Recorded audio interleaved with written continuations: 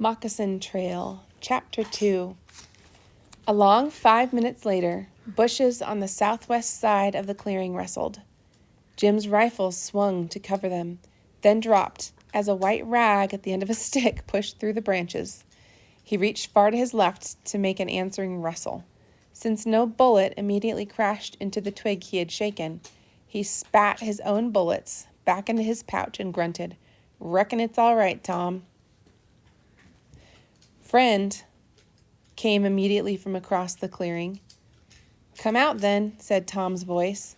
2 Indians stepped from the bushes some 6 feet away from the white flag, holding their rifles above their heads. "All right, fellas, what's on your minds?" drawled Tom, appearing from the trees. "Well, it's old Big Bull, ain't it?" The older Indian, hearing his name, bobbed his head and grinned. Jim felt disgust as he pushed out of his thicket and joined the group. Diggers were poor excuses for Indians. Look at them, bandy-legged, grinning like skinned coyotes, stinking of the fish they lived on. Big Bull turned and saw him, and his eyes sharpened. Darting a glance at the eagle feather in Jim's hair, he made the sign for Crow, moving his arms up and down like the wings of a great bird. "Talks alone?" he said. Surprised, Jim nodded. He'd never set eyes on this Indian as far as he knew, though Tom seemed to recognize him. "What do you want?" he asked in the Crow tongue. Big Bull shook his head and shrugged, glancing at the bubbling pot. "Only savvy white talk." "Yeah," chuckled Tom. "I'll bet you savvy enough white talk to ask for meat anyways. Looks like we split our grub, Jim." Jim was thinking uneasily of Scalp Necklace and Red Deer and all the others back in Absaroka. Had one of them sent word to him by this skinny-legged old man? It didn't seem likely. "What do you want with me?" he demanded. The 2 Indians merely looked bland and kept their eyes on the pot. "Keep your shirt on, Jim," Tom drawled. They ain't gonna tell us nothing till we feed 'em." He tore off a couple of bark strips and motioned the diggers toward the pot. When they had eaten most of its contents, Big Bull produced a long pipe, stuffed it with, I don't know how to say that word, kinnikinnick, and lighted it, puffing smoke to north, south, east, and west before handing it on to Jim. "Making a lot of fuss about this, whatever it is," Jim growled. He puffed at the pipe and passed it on. Then, with a grunt of impatience, got up and moved to his pack, returning in a moment with a small sack of gunpowder, which he tossed at Big Bull's feet. He made the sign for "on the prairie" by brushing one palm quickly over the other to signify it was a free gift. Then Big Bull picked up the sack and began to talk, using grunts and signs and bits of English. As the long, confused tale emerged, Jim became more and more puzzled. There was no mention of Absaroka. Whatever Big Bull was talking about had all happened about 3 or 4 weeks ago, apparently somewhere on the Snake River. There was something about wagons, many of them, and trading for dried salmon, and a lot of white people and spotted buffalo, which meant cattle. A long knife had been given Big Bull, a fine present of blue beads to find Talks Alone, who wore the crow-coo feather. But the long knife was not with the wagons. He was a beaver man known as Black Jaw. "Old Bill Hervey!" exclaimed Tom. "He was trapping up north of here a while back, remember? Must have run into his wagon train on his way back to Taos. But what's it all got to do with us?" Big Bull had caught the gist of his words and was nodding excitedly. Reaching into his tangled braid, he drew out a crumpled and very dirty bit of paper, brushed a few lice off of it, and handed it to Jim. "Well, by gore!" exclaimed Jim disgustedly. "All that palaver about nothing. What did I give that coyote good gunpowder for?" But Tom was staring at the piece of paper. "Let's see that thing, hoss. Looky here, it's got writing on it." Jim frowned and took another look as Tom smoothed the paper out on his knee. There were words crowded close all over it. "By golly, it's a letter," Tom exclaimed. "You say Blackjaw gave you this, Big Bull?" Big Bull nodded again, but pointed to Jim. "Talks alone," he insisted. He's crazy, Jim said. Who'd be writing me a letter? Tom scratched his ear reflectively. Not Bill Hervey, that's startin'. He can't write no more'n I can. You reckon it was somebody in that wagon train? Jim suddenly felt queer. Couldn't be, Tom. Many wagons, Big Bull repeated. Plenty spotted buffalo. He gathered up his pipe, the gunpowder and his rifle, beckoned to the other Indian, and in a moment they disappeared through the bushes, leaving Jim staring uneasily at the piece of paper. He was wishing, for the first time in his life, that he could read. Once he'd known how to read, print a little, even how to spell out his name and a few other words in block capitals. But this was writing, and besides, all that was many years back. He raised his eyes, finally, to meet the shrewd, curious ones of Tom Rivers. "What's it say, Tom?" he muttered. "Hoss, you know I can't read worth a Paiute's underbritches, but I'll make it a try as if you want. I'll make a try at it if you want." "I want." "All right, then. Let's see how I make out." He dropped down cross-legged beside the bright flames, and Jim squatted beside him. Both squinted at the mysterious letter.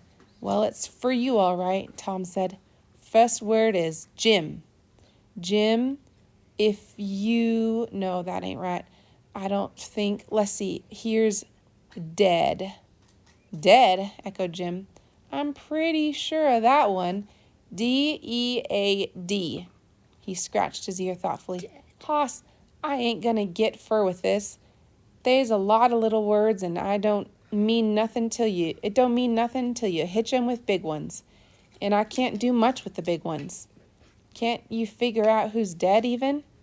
"No, exceptin', let's see, ain't this a name? This here word at the end. J-O." Tom squinted at the word doubtfully. J-O, I reckon that's an N. J-O-N-N-I-E. Johnny, that's what it says. Know anybody called Johnny? Jim turned slowly to stare at Rivers. I reckon I did. Once. Maybe it's him that sent you this letter." "No, that just ain't possible." Jim ran a hand shakily through his forelock and said, "See what else you can read, Tom." "Well, let me see now. S-T-I, that's still. Here's one down here that looks like valley. And let's see, C-H-A. Jim's fingers and toes began to tingle strangely. Still and valley? His eyes widened as he stared at the paper. Those words were part of his own medicine song, part of the dream itself. Were the spirits that Red Deer used to tell him of the dream itself? Were the spirits that Red Deer used to tell him about suddenly beginning to take an interest in his affairs? He peered cautiously around the edge of the clearing into the darkness that shrouded the woods, feeling the little hairs raise on the back of his neck. "Go on, Tom," he muttered. "I got part of it now, Hoss. Listen. All that's left, bound for the valley, then something else, and then it's our only chance. Then that name, Johnny. Any of that mean anything to you?" Jim didn't answer. He snatched the paper and stared at it, then shoved it back at Tom and was on his feet with one swift movement.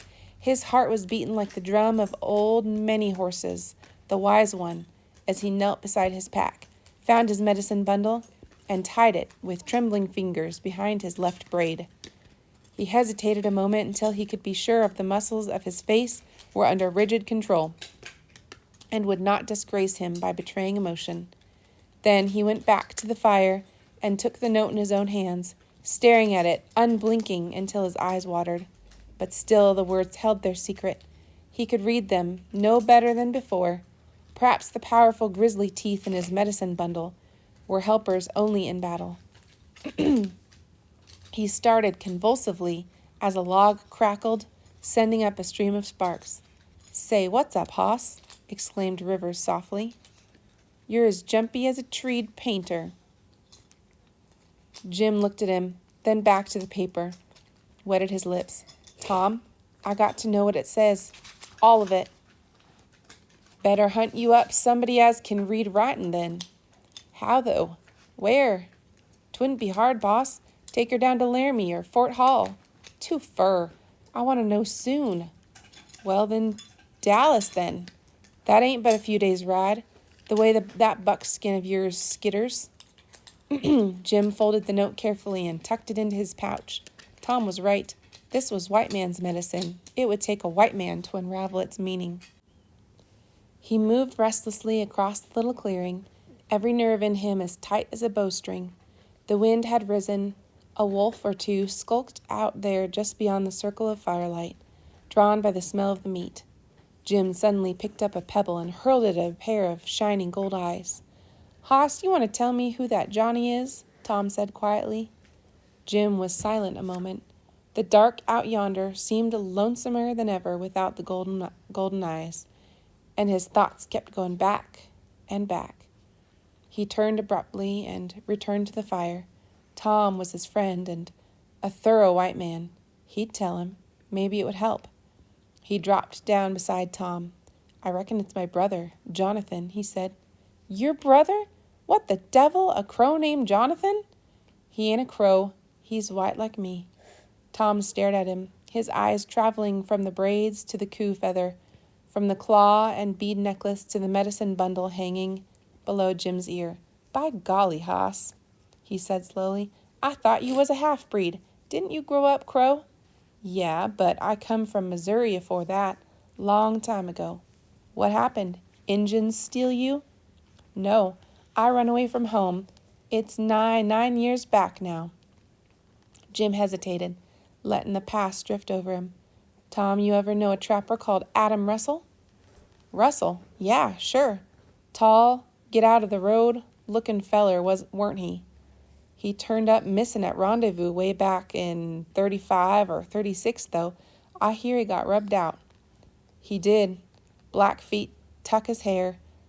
Old Bill Hervey told me that soon's I hit Taos last year. He was with him when it happened." Jim hesitated, then went on. "Russell was my uncle." "By Jiminy!" Rivers stared a moment, then eased back on his elbow and stretched his legs to the fire's warmth. He took a red clay Indian pipe out of his pouch and slowly began to stuff it with kinnikinnick. "Go on, Hoss, if you want to." Jim nodded. He watched Tom's fingers working the tobacco and tried to sort out his thoughts. He might as well tell all of it now he was started. "Uncle Adam was my mother's brother, but she never seen much of him. He'd been out west here in the mountains for half his life. I never seen him at all till one day he came to our farm in Missouri. He'd been back in the States spreeing and spending his beaver, and he was heading for the plains. I reckon I was about right for busting. Loose from my tether anyways when he come walking in that afternoon. Seemed like it was the first time they'd ever been any fresh air in that house. He remembered vividly enough. Tall, hawk-eyed, and swaggering, Adam Russell had seemed a being from another world, a strong, exhilarating wind that could blow a boy's smoldering wanderlust into flames, while Pa sat, grim and disapproving, while Mother fluttered excitedly and the other children stared like a row of owls from across the kitchen. Jim crept close. He listened, dazzled, to his uncle's talk of Indians and prairies and the great sky and snow-capped mountains far to the west.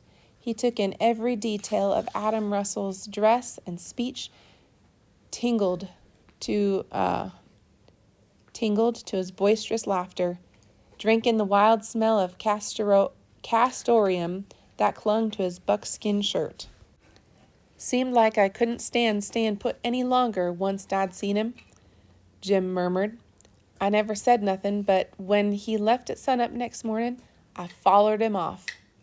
Had to stay so fur behind to keep him from catching me that I come near losing him twice.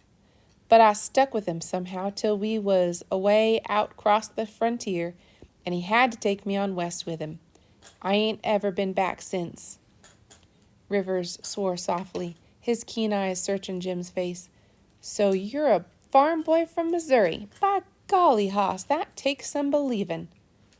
"I never tuck to farmin'. I allus wanted to get away, do something bigger." "A kid 11-year-old is mighty young to run that fur, Jim. Weren't you ever homesick?" "I reckon I was at first," Jim smiled faintly, "like when Comanches was chasing us, or we'd get our horses stolen, we'd have to get ours to steal 'em back again, or we didn't dare show afar and have to eat our meat raw." I think they didn't dare light a fire. "Fust time I eat raw prairie dog, or, by gor, I wished for my mother, and felt mean I'd ever run off and left her." I think he means he regrets they weren't able to have a fire and they had to eat raw prairie dog, and he regretted running away. "I missed her other times too, and I missed Johnny mighty bad, but I was skeered to go back, 'cause my pa'd beat the living daylights out of me. My pa, he was a great one for beatin's." He couldn't beat you now." "No, but I couldn't go home now either." "Why not? You're young." Jim's smile twisted. "Tom, kin you see me planting corn in Missouri?" Tom was a realist. He took one look at Jim, laughed shortly, and said no. Then he added, "What did you do after Russell went under?" "Oh, we was split up before that. I'd only been in the mountains about a year when a grizzly got me, and after that I lived with the crows." Tom puffed in silence for a moment, and Jim could hear the familiar night sounds, Buckskin's hoofs clopping daintily over the gravel to the stream's edge, the wind rustling in the cottonwoods, the fire hissing. Finally, Tom said softly, "Hoss, it ain't any of my business, but I'm wondering why you ain't still with them crows." That was hard to answer.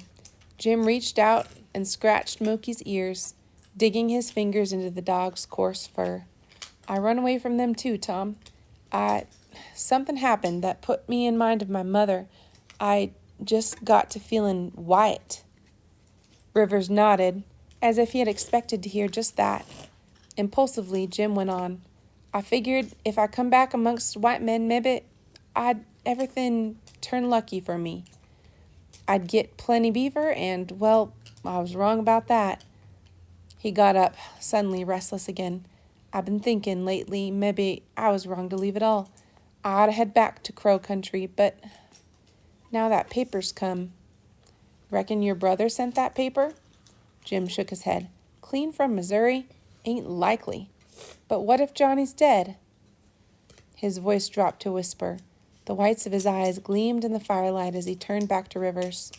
"Remember the dead in that paper, Tom? When Johnny and me was kids, the phrase came to Jim's mind in Crow. "We knew each other's heart." He did the best he could with it in English. "We was close to one another.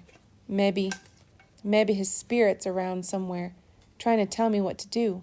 Now the beaver's all gone and you're leaving the mountains."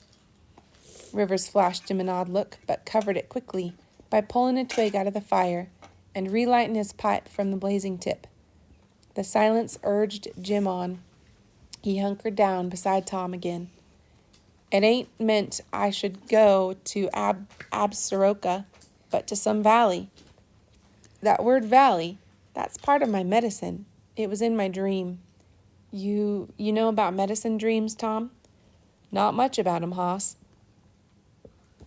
Jim's hand crept under his left braid to finger the medicine bundle, and he could feel the grizzly's teeth moving against each other inside the buckskin. "Well, every Crow boy, he's got to have one, so he'll have the helpers on the war trail. They's always got some kind of animal in it, a fox or an otter or a wolf or something. And when you wake up, the wise one tells you what the dream meant, and you find you a fox or whatever it is in the tail, whatever it is, and make a medicine bundle out of its skin, or maybe its teeth or something. Then you're safe, long as you've got it with you. It turns arrows and bullets away from you and helps you shoot straight." Tom's eyes went automatically to a deep arrow scar on the side of Jim's neck, but he only nodded and said nothing. "It's mighty hard to have a good dream," Jim went on huskily. He was staring off into the dark woods, remembering. "You take a long sweat bath and go afoot to a high mountain, all alone, and you don't eat nor drink nothing, and sometimes you have to hurt yourself with a knife to make the dream come. I was pretty old afore I managed to have one. 14. It took me 3 days atop Crazy Mountain afore I fell down amongst the rocks, and the world got all black." The words trailed to silence as Jim thought of that most important sleep of his life. In that blackness had come the dream. 3 times in the whirling dark the old grizzly had loomed up again, alive and savage, all claws and teeth and glistening red eyes as before, but now wearing moccasins and a coup feather like a warrior. And each time Jim had shouted words at it, words like an incantation which seemed to spring into his head from nowhere, or perhaps from that corner of his heart where the past lay buried, for the words were not Crow but English. "The Lord is my shepherd. He makes me lie down in green pastures. He leads me beside still waters. Though I walk through the valley of the shadow, I will fear no evil." So he shouted 3 times, wondering how he knew those words and what they meant.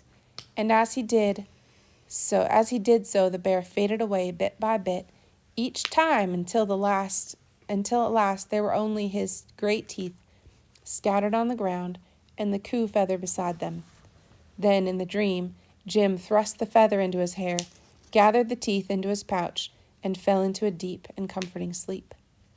He took a long breath, bringing his thoughts back with an effort to the fire-lit clearing and Tom Rivers.